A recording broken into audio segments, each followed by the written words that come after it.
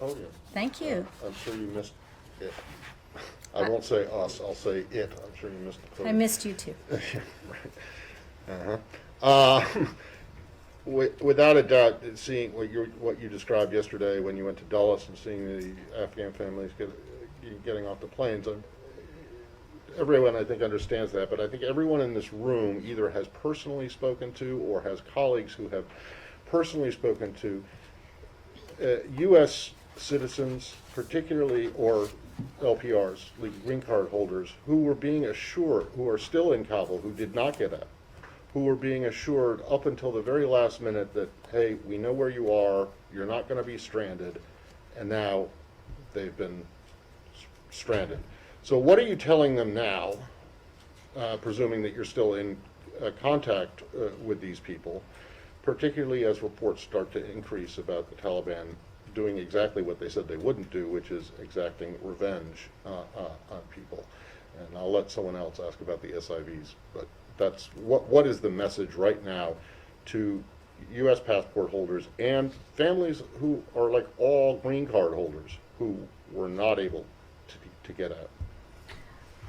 Well, Matt, as I said, these efforts did not end on August 31st, and they will not end until we have secured the evacuation of any American citizens and LPRs and folks who worked with us and served the American people who want to get out. So we've been in contact with them in the last 24 hours to tell them that we are looking at all possible options, air routes, land routes, to continue to find ways for them to help evacuate and to support them in that. We're trying to ascertain who precisely still wants to leave, who their dependent family members are, what routes may or may not feel comfortable to them.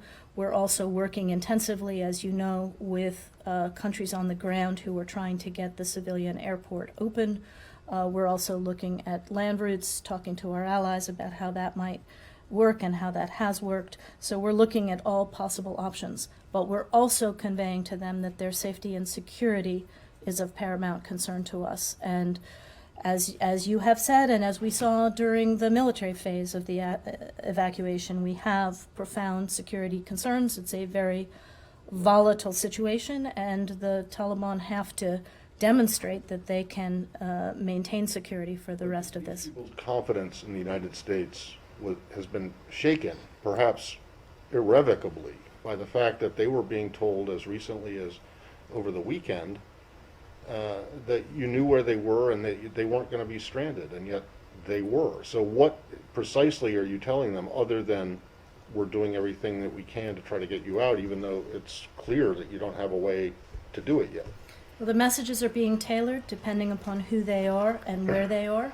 I'm not going to get into the specifics of that, but the first thing we have to do is ensure that we can get air routes and land routes secured, and that's what we're working on. But what we mostly need to understand is to continue to evaluate who is where, who they have with them, so that we can, on a case-by-case basis, do what we can to tailor evacuation routes for them. Thank you.